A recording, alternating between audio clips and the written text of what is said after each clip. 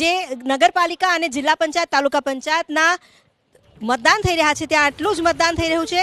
તાપીના વ્યારામાં પણ ઢોળિયાવાડ વિસ્તારમાં ભાજપ અને અપક્ષના કાર્યકરો સામસામે આવી ગયા। પોલીસે ઘટના સ્થળે પહોંચીને કાબુ મેળવ્યો છે।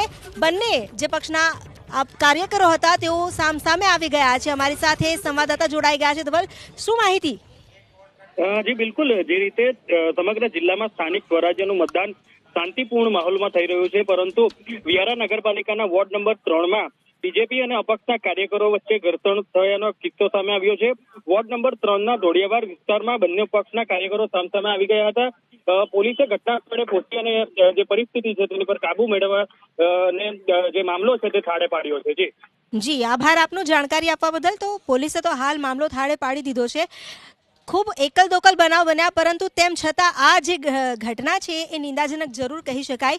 અમારી સાથે તરુણભાઈ જોડાયેલા છે। તરુણભાઈ, આ દ્રશ્યો જે છે એ ખરેખર એક રીતે એવું કહી શકાય કે ખોટા છે।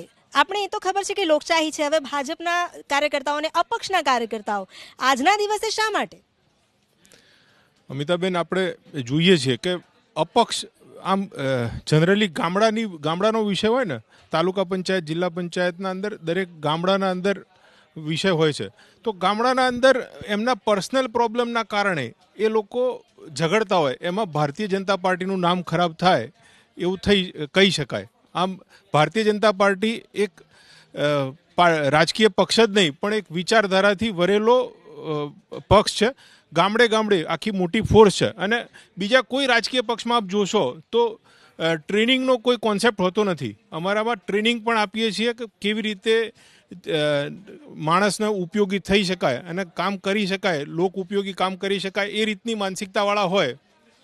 પણ કોંગ્રેસ અને અમુક અપક્ષ લોકો જે કહી શકાય કે ભાઈ સારું ના ગમતું હોય એવા લોકો રોડા નાખવા માટે થઈ અને ભારતીય જનતા પાર્ટી ઉપર આક્ષેપ થાય, અને અમુક અત્યારે સોશિયલ મીડિયાના જમાનામાં આપણે જોઈએ છીએ કે એ લોકોને ઇસ્યુ ક્રિએટ કરવા માટે કોઈક બહાનું જોઈતું હોય છે।